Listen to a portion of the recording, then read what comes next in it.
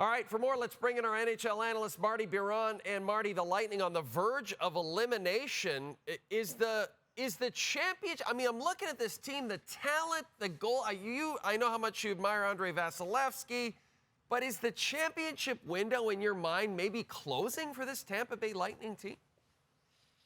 They still had 98 points this year, right? Which was the same total of points they had the year before, 98. They're still a very good team. But the difference between the teams that won the Cups and the team that went to 3 straight Stanley Cup finals and now is they relied so much on their top guys, on Kucherov, on Point, on Stamkos.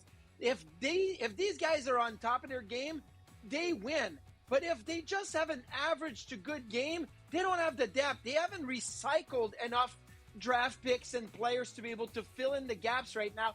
And those top guys are not getting any younger. Andrei Vasilevsky is going to be 30 years old. He just had back surgery last year. He's put in a lot of miles over the last few years. Kucherov's going to be 31. Hedman's going to be 34. Is Stamkos even going to be around? How's the fire for John Cooper? I love John Cooper. I think he's a great coach. But is there still that fire burning like it was the last 3, 4, 5 seasons? So I'm not saying that they will be completely out of the picture when it comes to thinking of Tampa as a championship winning team, but it's starting to look like it may be over, and Florida's the team that's taken, that spot in the state of Florida, in the Atlantic Division, in the Eastern Conference. So, everybody's getting older, and they relied upon those top guys so much that I think it's starting to fall apart a little bit. It's hard to believe, but it looks like it may be true. The Hurricanes, they are also on the verge of moving on to the second round.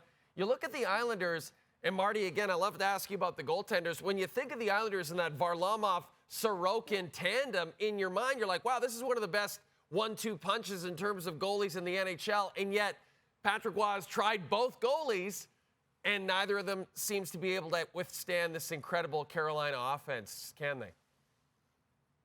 Well, it's a great 1-2 punch when it's handled the right way. And Patrick Roy is the coach, and he understands goaltender more than many head coaches around the National Hockey League. I just don't understand how he could give Sorokin this short of leash in Game 3. I mean, the game was 3-1 when Sorokin was pulled in the second period.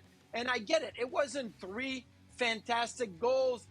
But if you're going to trust a goaltender that last year was second in Vezina Trophy voting, the year before that was 6th in Vezina Trophy voting, that has played 4 seasons in the National Hockey League, and now as an 8-year deal at over $8 million per year starting next year, this is a short leash. Mm-hmm. If you made the decision to go to Sorokin, I would have thought they would have given them more time to get in games and maybe even say we're giving them Game 3 and Game 4.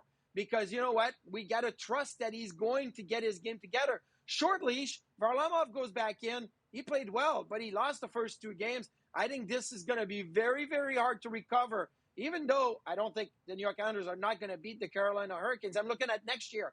What do you do with both of your goalies next year when you've handled it like that this year in the playoffs? I think it's going to be a tough sell for Lou Lamoriello moving forward and Patrick Roy when handling those 2 goalies next season. Yeah, it is an interesting. So we're going to stay with the goaltending theme here, Marty. It's become the story basically all the Canadian series. First of all, let's hear how Jim Montgomery and Sheldon Keefe reacted Thursday when asked about if Jeremy Swayman is in the Leafs' head. I don't think that, but, when Domi goes off the bench and bumps him on purpose, makes me think that maybe he's in their head a little bit. I sense zero frustration, and I think it's playoff hockey and things are happening all over the ice. I think with that logic, you would say every time they bump into one of our guys, maybe we're in their heads. I don't think that has anything to do with anything. Now, Marty, Jim Montgomery has not committed to playing Swayman in Game 4, but if he is in the Leafs' head, why would you continue to split the time with Linus Ullmark? Why wouldn't you just go back to Swayman? I don't understand why they went to Ullmark in Game 2. Swayman has been in the Leafs' head all season, and he was in Game 1. So I kind of fully expect the Boston Bruins to continue the rotation because it has worked right now. They're up to 1 in the series. And not only do I think Swayman is in the Leafs' head, I think Swayman is showing incredible swagger and confidence because when he got bumped by Domi, Swayman could have easily moved around Domi. No, he stayed to his pad and almost welcomed the contact and say, you know what?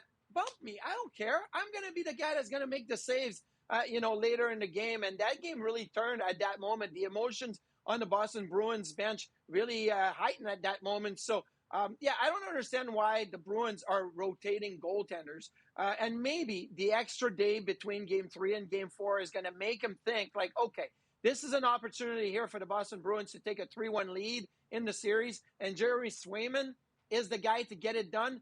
But I think they're going to keep the rotation and go to Hallmark.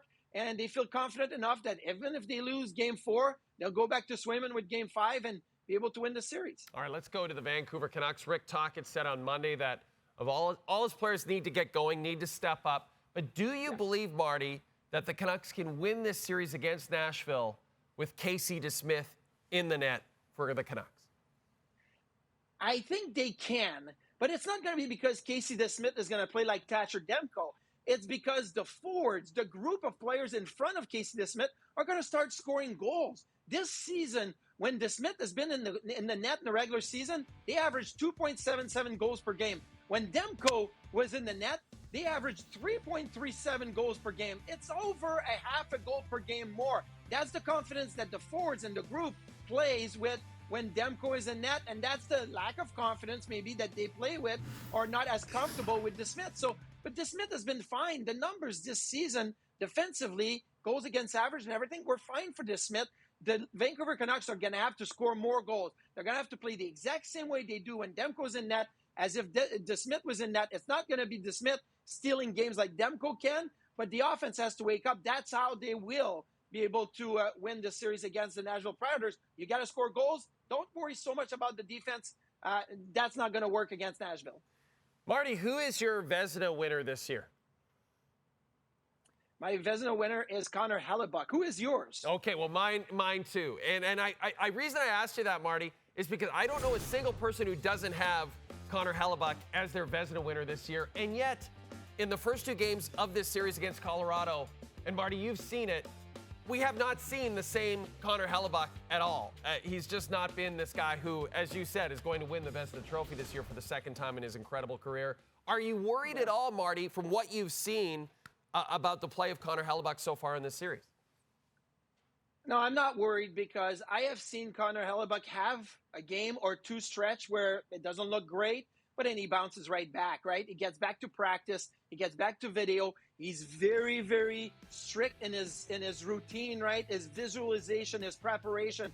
And I think that he's just going to come out stronger. Now, you don't want to keep playing the same way and fumble pucks behind the net and give up breakaways to Josh Manson of all players. You got to make those saves. But I feel like Connor Hellebuyck has earned the right with his play this season and his play over the last many seasons with the Winnipeg Jets for us to trust that he's going to be just fine, that the series is 1-1, that the Jets are going to be better defensively in front of him, and he will make those really, really important saves in the games like he has done all season long. So I'm not worried right now. I've seen Dominik Hasek struggle at times, Ryan Miller, Henrik Lundqvist, but then you watch them in the locker room, you watch them in practice, and you say, oh, they're dialed in. They got this. And I think Connor Hellebuyck is from the same breed, and I think he's got this. Marty, earlier you talked about Jim Montgomery, the fact that the Bruins have an extra day off before they have to play on Saturday against the Leafs. And Jim Montgomery actually told us how he planned to spend one of his extra days off on Thursday. Take a listen to this. And then, selfishly for me, I get to go see my sister today. So once I'm done with your questions, I'm going out to Pickering. Thank you. Enjoy your visit. Yeah, I'll see your sister. Get a little Harvey's in me?